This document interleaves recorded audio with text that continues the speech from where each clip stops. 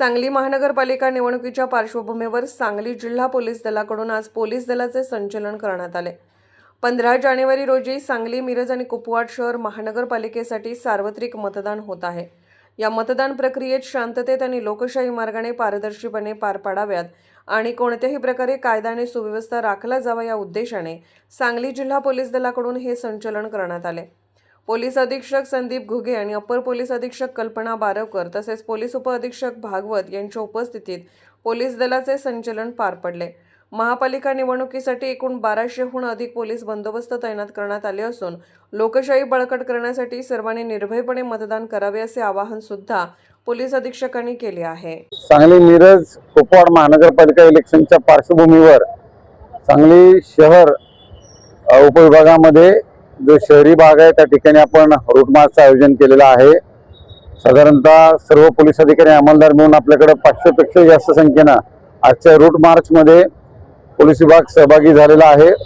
माझं सर्व नागरिकांना आव्हान असेल की आपण लोकशाहीचा उत्सव अतिशय आनंदाने आणि उत्साहामध्ये साजरा करावा।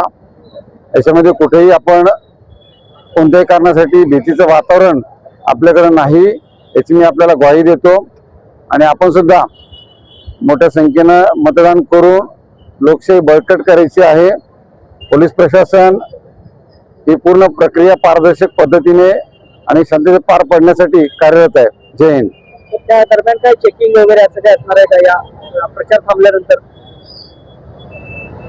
सध्या जे आदर्श आचारसंहितेमध्ये माननीय निवडणूक आयोगाकडून आम्हाला निर्देश प्राप्त आहेत त्यानुसार उद्या म्हणजे 13 जानेवारी 2026 संध्याकाळी 5:30 वाजेपर्यंत प्रचाराकरता वेळ देण्यात आलेली आहे।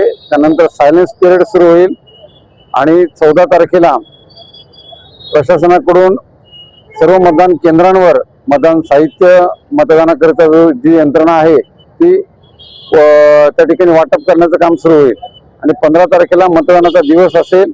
सकाळी 7:30 पासून मतदान हे सुरू होईल। त्या ठिकाणी सगळ्यांनी ज्या ठिकाणी आपलं मतदान केंद्रांवर नावं आहेत त्या ठिकाणी जाऊन मतदान करायचं आहे।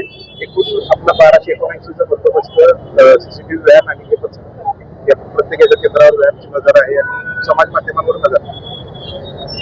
मी सर्व मतदारांना हे सुद्धा सांगू इच्छितो, प्रशासनानं साधारणतः 50% जास्त ठिकाणी जी संवेदनशील मतदान केंद्र आहेत, संवेदनशील हे म्हणताना मी या ठिकाणी सगळ्यांना निश्चिंत करतो की यामध्ये कुठेही मतदानाच्या दृष्टिकोनातून संवेदनशील नाही आहेत, परंतु ज्या ठिकाणी संमिश्र मतदान आहे, गर्दीचे ठिकाणं आहेत, अशा 50% जास्त मतदान केंद्रांवर वेब कास्टिंगची व्यवस्था करण्यात आलेली आहे। त्या ठिकाणी सीसीटीव्ही कॅमेरे लावलेले आहेत।